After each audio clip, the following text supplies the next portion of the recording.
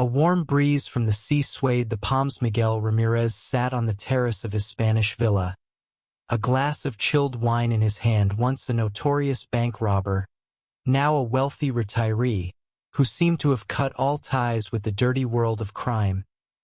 His wife Isabella was preparing dinner inside, while he savored the peace he had bought at a price too steep for any man. Then came the growl of an engineer. Black Range Rover halted at the gates. From the car stepped a man Miguel had prayed never to see again. Ricardo, the Jackal. Mendez, aggressive, ruthless, merciless. Once they had worked side by side, but now the Jackal was the living ghost of a past Miguel had fought to bury. "You live well, my friend." Ricardo's voice cracked like a gunshot. "But you still owe me. And you know what for." A chill spread through Miguel's chest. The peace was broken. Ricardo leaned closer, his whisper laced with menace. "I've got a plan. A big score in London. And you'll be there, whether you want it or not." Miguel's fists tightened. He wanted to refuse, to make this nightmare vanish, but in the Jackal's eyes burned a madness that made refusal unthinkable. Silence stretched, heavy and suffocating, and in that silence Miguel understood. His life was about to become a battlefield once again. Night had fallen over the coastline in the living room, lit only by a single lamp. Miguel sat across from Ricardo, their silhouettes stretched into long shadows against the walls. Isabella watched the uninvited guest with unease, feeling the chill that his presence carried. "I told you. It's over." Miguel's voice shook with restrained fury. "I'm not going back." Ricardo smiled like a cat that had already cornered its prey. "You think you have a choice? In London, a bank is waiting, 40 million euros on the table. I've set everything up. And you're coming with me. And if I refuse?" The Jackal pulled a phone from his pocket and tossed it onto the table on the screen. A photograph Isabella taken secretly, during the day, while she was at the market. "Then your perfect life disappears," he whispered. "I'll burn it all to the ground." Fear welled inside Miguel. Twisted with hatred, he knew Ricardo wasn't bluffing. This maniac was capable of anything. Then, footsteps outside, someone moving across the yard. Miguel rushed to the window and caught sight of two armed men in black jackets. He spun toward the Jackal, rage boiling. "What the hell is this?" Ricardo shrugged and lit a cigarette with unnerving calm. "These are my men. You're under watch now, old friend. And if you say no again, they'll make sure your worst fears come true." The flame of the match flared across his face, his eyes glowing with predatory fire. Miguel understood. There was no way out, but deep inside, he swore one thing: to find a way to escape this hell. Miguel hadn't slept a minute that night. Every sound felt like a threat. The whisper of the wind, the creak of a door, the echo of the Jackal's guards pacing in the yard. His home, once a fortress of peace, had become a cage. By morning he stepped into the kitchen. Isabella stood by the stove, her hands trembling as she tried to hide it. "What does he want from us?" she whispered. "Why don't you tell the police?" Miguel stayed silent. He knew the truth. The police wouldn't protect them. The Jackal had connections, money. Soldiers turning to the authorities would be nothing but a death sentence. Ricardo appeared in the doorway. He looked relaxed, like a guest in a hotel rather than a criminal invading another man's house. "Well, my friend, today we fly to London. The tickets are already bought."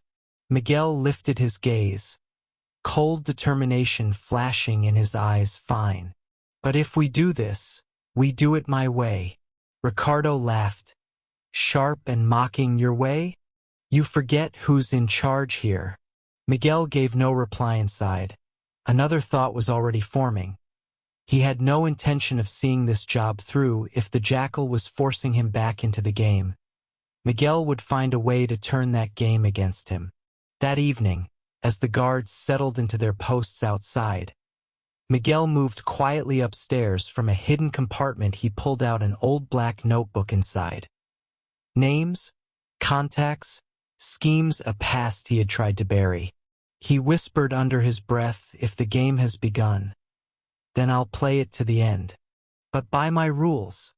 His fingers gripped the pen as though it were a gun, and Miguel began to write his plan. The morning was unnervingly quiet, too quiet. Miguel stepped into the yard. Two of the Jackal's guards sat by the car, smoking, chatting in Spanish. Contempt burned in their eyes. They didn't see Miguel as a man anymore, only as a prisoner. He walked toward the gate, pretending he only wanted a breath of fresh air. One of the guards snapped up a hand back. Miguel stopped, his heart pounding harder. Even his own home no longer belonged to him. Just then, the front door swung open. Isabella stood on the threshold, holding a trash bag. An ordinary, harmless gesture, but suddenly, one of the guards drew his pistol and leveled it straight at her. "Try stepping past that gate." His voice was ice. "And you're dead." Miguel froze, his blood boiled. He stepped forward, fury cutting through his voice. "Put the gun down, you bastard." The guard only smirked and pulled the trigger. The gunshot tore through the air. The bullet slammed into the ground at Isabella's feet. She screamed and stumbled back inside. "That's just a warning," the second guard said coldly. "If your wife tries again, next time I'll aim for her head." Miguel held himself back with every shred of willpower, rage blazing in his eyes, barely contained. That night, when the house had gone silent, he sat alone in the dark. In his hands a worn revolver from another life. "You want blood?" he whispered. "Fine.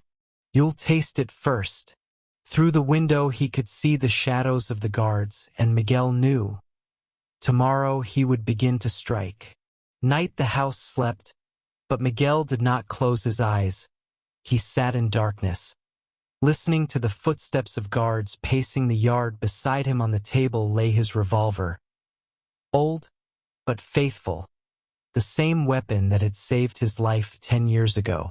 He knew waiting was no longer an option. If he didn't strike first, the Jackal would break him completely. Miguel eased open the window and climbed onto the roof of the garage. The air was thick with the scent of salt water and cigarette smoke. The guards smoking near the car. One of them stepped aside to relieve himself. He became the first target. Miguel raised the revolver, his heartbeat hammering like a war drum. He drew a breath and pulled the trigger. A muffled shot. The guard dropped instantly, without even a cry. The second lunged for his weapon, but Miguel leapt from the roof and fired. The bullet tore through his shoulder, sending him howling as he crumpled to the ground. Then the door burst open. The Jackal stood there, an assault rifle gleaming in his hands. "You bastard. You think you can play with me?" The roar of automatic fire shattered. The night bullets ripped through the walls, sparks spraying from the metal gates.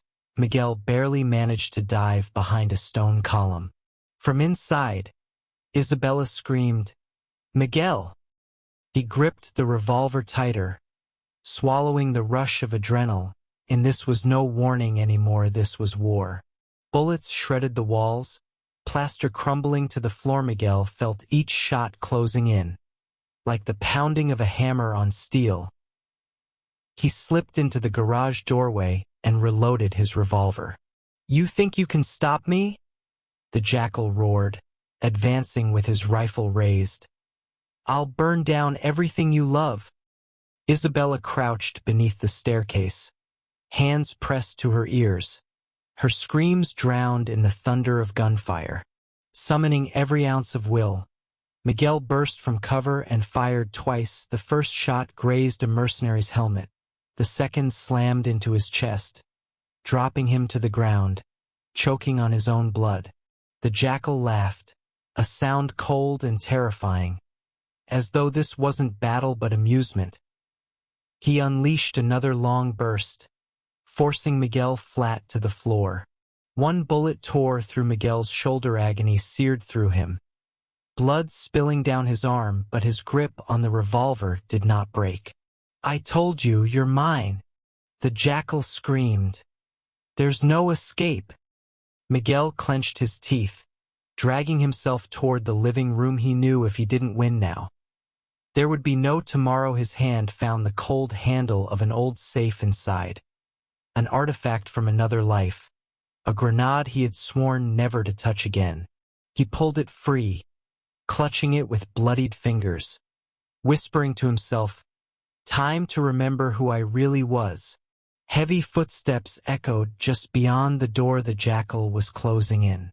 The living room doors burst open with a crash. The jackal stormed in, rifle raised, his eyes blazing with madness, a sinister grin curling on his lips. "Well then, old friend, end of the game." Miguel lay by the safe, blood soaking his clothes, but still alive in his hand. A grenade, finger hooked through the pin. "You really think I'll let you destroy everything I've built?" The jackal spread his arms mockingly. "You won't pull it. You're too in love with your sweet little life." Miguel clenched his teeth, yanked the pin, and hurled the grenade beneath the table. Explosion. The house shook, windows blown outward, a storm of dust and smoke swallowing the room. Both men were hurled to the floor, ears ringing, lungs burning with ash and powder through the haze. The jackal staggered to his feet, his face streaked with blood, rifle lost but fury alive in his eyes. He lunged at Miguel with a knife. The struggle was savage, and raw steel flashed close to his throat. Fists thudded into ribs. Miguel felt his strength draining, but hatred kept him upright. "You'll never win," the jackal hissed, pressing the blade toward his chest. With the last of his strength, Miguel smashed his head forward, breaking the jackal's balance. Tearing the knife from his grip, the blade glinted in the smoke.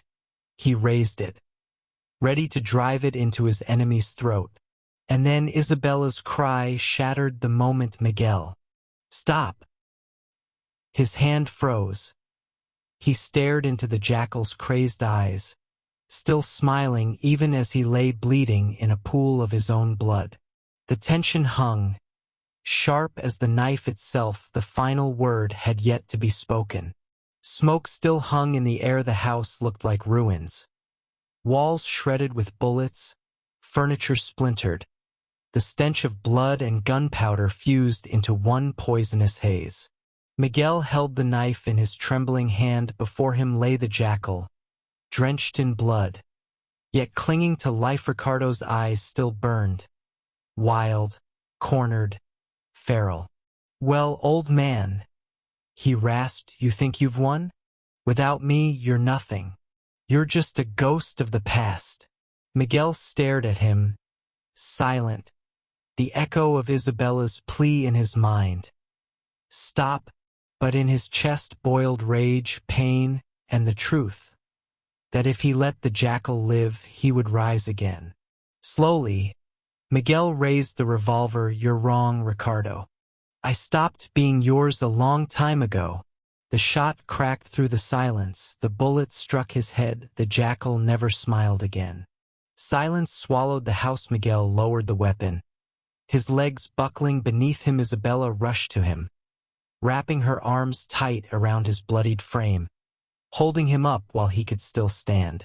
His gaze lingered on the body of his enemy, the weight of victory pressing heavy on his soul. His retirement was over. The promise of peace was gone forever. But at least now he was free.